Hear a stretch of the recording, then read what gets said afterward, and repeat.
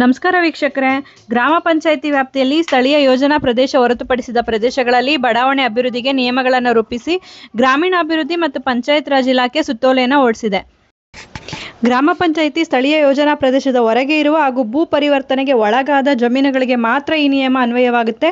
ಪೂರ್ವಾನುಮೋದನೆ ಪಡೆದ ಈ ಬಡಾವಣೆಗಳಲ್ಲಿನ ನಿವೇಶನಗಳಿಗೆ ಗ್ರಾಮ ಪಂಚಾಯಿತಿಯೇ ಖಾತೆ ಮಾಡಿಕೊಡಲಿದೆ.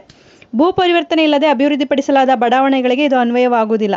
ಬಡಾವಣೆ ಅಭಿವೃದ್ಧಿಪಡಿಸುವುದಕ್ಕೂ ಮುನ್ನ ಸಂಬಂಧಿತ ಪರಿವರ್ತಿತ ಜಮೀನಿನ ಮಾಲೀಕ ಬಡಾವಣೆಯ ವಿನ್ಯಾಸವನ್ನು ರಚಿಸಬೇಕು. ಬಡಾವಣೆಯಲ್ಲಿ ಇರಲಿರುವ ಸಾರ್ವಜನಿಕ ರಸ್ತೆಗಳು, ಉದ್ಯಾನ, ಚರಂಡಿ, ಒಳಚರಂಡಿ, ನೀರಿನ ಕೊಳವೆ ಮಾರ್ಗ, ತ್ಯಾಜ್ಯ ನೀರು ಸಂಸ್ಕರಣಾ ಘಟಕ, ವಿದ್ಯುತ್ ಜಾಲಗಳಿಗೆ ಸಂಬಂಧಿತ ಇಲಾಖೆ ಅಥವಾ ಪ್ರಾಧಿಕಾರಗಳಿಂದ ನಿರಾಪೇಕ್ಷಣ ಪತ್ರ ಪಡೆಯಬೇಕು ಎಂದು ಸುತ್ತೋಲೆಯಲ್ಲಿ ಸೂಚಿಸಿದೆ. ಈ ಎಲ್ಲ ದಾಖಲೆಗಳನ್ನು ಒಳಗೊಂಡ ಅರ್ಜಿಯನ್ನು ಗ್ರಾಮ ಪಂಚಾಯಿತಿಗೆ ಸಲ್ಲಿಸಿ ಬಡಾವಣೆ ಅಭಿವೃದ್ಧಿಪಡಿಸಲು ಅನುಮತಿ ಪಡೆಯಬೇಕು. ಹೀಗೆ ಅಭಿವೃದ್ಧಿಪಡಿಸಲಾದ ಬಡಾವಣೆಯಲ್ಲಿನ ಸಾರ್ವಜನಿಕ ರಸ್ತೆಗಳು, ಉದ್ಯಾನ, ಚರಂಡಿ, ಒಳಚರಂಡಿ ವ್ಯವಸ್ಥೆ, ತ್ಯಾಜ್ಯ ನೀರು ಸಂಸ್ಕರಣಾ ಘಟಕಗಳು, ಸಾರ್ವಜನಿಕ ಬಳಕೆಯ ಪ್ರದೇಶಗಳನ್ನು ಹಕ್ಕು ಪರಿತ್ಯಜನಾ ಪತ್ರದ ಮೂಲಕ ಗ್ರಾಮ ಪಂಚಾಯಿತಿಗೆ ಬಿಟ್ಟುಕೊಡಬೇಕು. ಹೀಗೆ ಬಿಟ್ಟುಕೊಟ್ಟ ನಂತರ ಅವುಗಳ ನಿರ್ವಹಣೆಯ ಹೊಣೆಗಾರಿಕೆಯು ಸಂಬಂಧಿತ ಗ್ರಾಮ ಪಂಚಾಯಿತಿಯದ್ದಾಗಲಿದೆ ಎಂದು ವಿವರಿಸಿದೆ.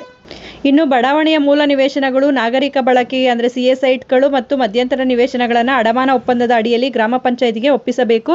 ನಿಗದಿತ ಅವಧಿಯಲ್ಲಿ ಬಡಾವಣೆಯನ್ನು ಅಭಿವೃದ್ಧಿಪಡಿಸಿದರೆ ಅಡಮಾನ ಒಪ್ಪಂದವನ್ನು ರದ್ದುಪಡಿಸಬೇಕು ಮತ್ತು ನಿವೇಶನಗಳನ್ನು ಬಡಾವಣೆ ಅಭಿವೃದ್ಧಿದಾರರಿಗೆ ಹಿಂದಿರುಗಿಸಬೇಕು ಎಂದು ಸೂಚಿಸಿದೆ. ಅಭಿವೃದ್ಧಿಪಡಿಸಲಾದ ಬಡಾವಣೆಯಲ್ಲಿರುವ ಮೂಲಭೂತ ಸೌಕರ್ಯಗಳು ಯಾವುದೇ ದೋಷದಿಂದ ಕೂಡಿಲ್ಲ ಎಂಬುದನ್ನು ಖಚಿತಪಡಿಸಿಕೊಳ್ಳುವ ಉದ್ದೇಶದಿಂದ ಅಭಿವೃದ್ಧಿದಾರರು ಗ್ರಾಮ ಪಂಚಾಯಿತಿಗೆ ಖಾತರಿ ಒದಗಿಸಬೇಕು.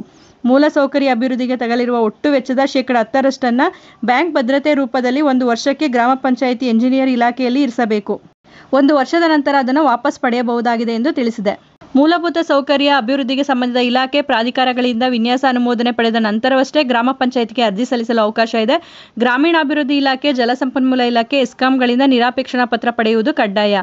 ಮೂಲಭೂತ ಸೌಕರ್ಯಗಳ ಅಭಿವೃದ್ಧಿ ವೇಳೆ ಸಂಬಂಧಿತ ಇಲಾಖೆ, ಪ್ರಾಧಿಕಾರ, ವಿಭಾಗಗಳಿಗೆ ಒಟ್ಟು ವೆಚ್ಚದ 5% 10% ಮೇಲ್ವಿಚಾರಣಾ ಶುಲ್ಕ ಪಾವತಿಸಬೇಕು.